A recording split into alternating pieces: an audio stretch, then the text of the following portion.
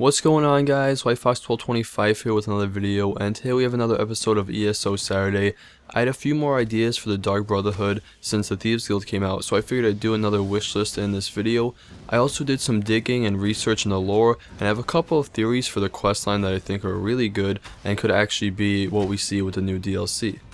Now on top of that, we also got the second anniversary of ESO coming up, and there's a little event, so I'll give you all the details on that and everything you have to know. But for right now, guys, let's just get right into my wish list and start talking about the story.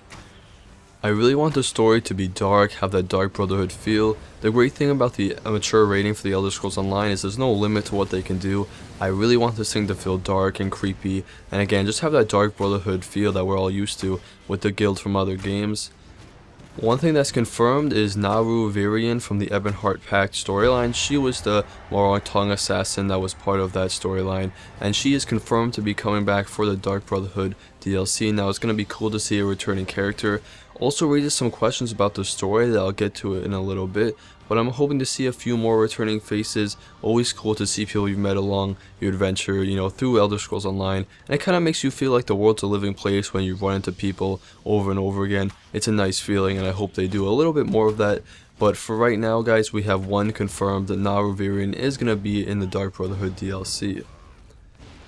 Now onto some of my story theories. I'm hoping the Morag Tongue is in the story. Like I said, Naru Virian is coming back. She was an assassin for the Morag Tongue, so the Morag Tongue will play probably some part in the questline. I'm hoping maybe we'll see some conflict between the Dark Brotherhood and the Morag Tongue, or maybe them were just working together, but I think conflict's a little bit more likely. In case you didn't know, the Dark Brotherhood is a splinter group of the Morag Tongue. They left the Morag Tongue like 200 years before the Elder Scrolls Online takes place, and they left just because of some disagreements. The Dark Brotherhood worships Sithis, and the Morag Tongue does not, and some other things about when to kill and all that, but they did leave, so maybe that will lead to some conflict. Again, that wasn't too long before the Elder Scrolls Online takes place, only 200 years, which honestly isn't that much time when you're talking about, the Tamriel timeline. The next idea I have I'm really excited about. It has to do with the Night Mother and Sithis. The lore behind this is just so cool, and I could talk about it for hours and days, honestly. It's my favorite part of the lore on it with Elder Scrolls Online, or just Elder Scrolls in general. But I think maybe in this DLC you'll become the first listener of the Dark Brotherhood. Now to people who know what that means, it might sound insane, but let me just explain it a little bit for those of you who don't know, and then those of you who do know, let me explain why I think it might be true. Now, sometime after the second era, kind of mid-second era, the Night Mother lived in Breville, and she had 5 children for Sithis, who she killed so their souls could go to Sithis and be with him. And they killed her, the townspeople killed her and burned her house down, and she died.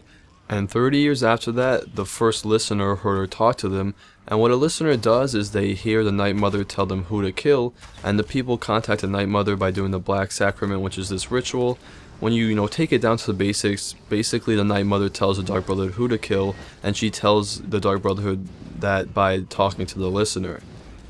Like I said, the first listener takes place 30 years after this happens in mid-second era, and that would be around the time period that the Elder Scrolls Online takes place. Not to mention, we already know that this DLC is going to take place in Cyrodiil on the Gold Coast, and that's around this area. Now, Breville is not one of the towns they mentioned. They talked about Anvil and Kavach, but at the very least, it seems like the lore is going to seep into this DLC, if not be what the DLC is about, and that's really exciting, guys. This lore is just so cool, and I would just be so stoked if this is actually the questline for the DLC, and I think it's quite possible that at least have something to do with the questline for the new Dark Brotherhood.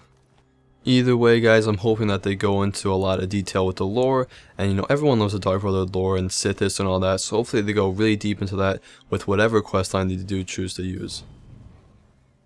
Another thing to add, I'm really hoping we're to see Shadowmere. Whether or not he'll be in the Crown Store, I don't know, just because it feels like it'd be weird if everyone had their own Shadowmere they were riding around on. At the very least, if we could use him in one quest, just, for that one quest that we could use Shadowmere, that would be, a nice feature. Just because he did pop up in Cyrodiil and Skyrim, we know there's more than one, or he lives forever, or something like that. But, there's reason to think there's more than one because they were like different genders. But, that's not really important. If we could just see Shadowmere come in this DLC, I would really like that.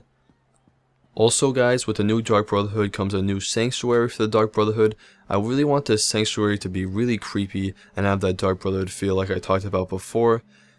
But also this game, or this DLC, sorry, takes place in Cyrodiil, and they gave it a chance to have this really iconic Cyrodiil vibe in the game. We all love Oblivion and had that high fantasy feel to it. Hopefully that comes into the new DLC. I really want a mix of the creepy Dark Brotherhood and the high fantasy feel of Oblivion.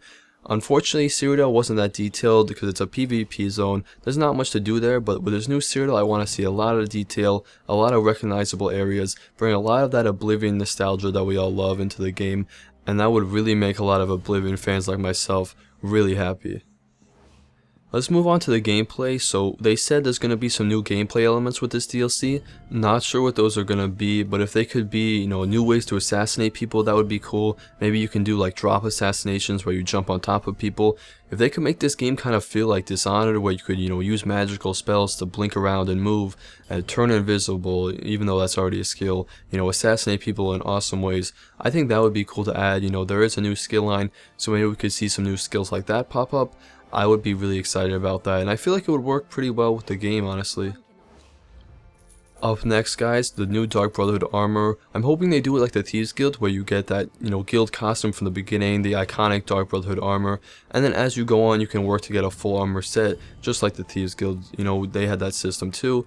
And for the crown store, maybe we could get like a new motif, sort of a cool assassin looking one. That's not the Dark Brotherhood, but of course I want the Dark Brotherhood armor too. The iconic, armor. Everyone loved that in Skyrim, and I know lots of people will be wearing it when it comes out for ESO. Last up on the list for daily quests.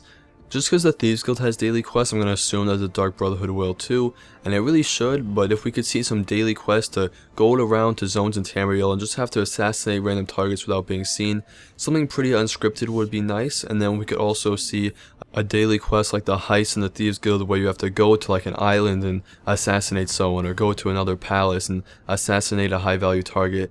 Those would feel huge and, really iconic. That would be really nice. And if we could see those, I'm sure a lot of people would use them. And of course, get some cool quest rewards, Dark Brotherhood armor, all that would make those daily quests a great thing to have.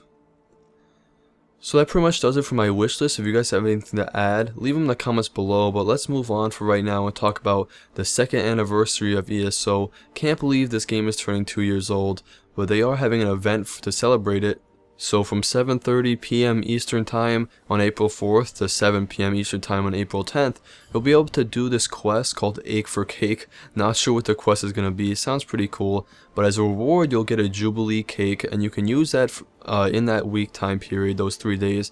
You can use that cake as like a ability, and you'll get a 100% XP buff, which is a pretty big buff. To put into perspective, the buff you get from XP potions is only 50%, and they'll also stack, so if you want to buy an extra XP potion, you can get 150%. And then afterwards, that 3 days, it won't work as an XP buff, but you'll get to keep it as a trophy and a memento. Now anyone can participate, any server, any console, PC, doesn't matter at all. And it's really cool that they're doing this. Really glad the game's turning 2. I remember playing it 2 years ago like it was yesterday, having a great time at launch, having a great time now, and I'm really glad I've been able to cover it and just have a blast playing it for 2 years and with a lot more years to come. And with that being said, that pretty much concludes the video, so if you want to see more, make sure you hit the subscribe button. As always, lots of cool ESO content coming soon, and other content for RPGs, MMOs, and indie games. If you liked the video, give it a like. If you want to, comment below, have anything to say, make sure you do that because I love hearing from you guys. That pretty much does it. Thank you guys for watching, and I'll see you in the next one.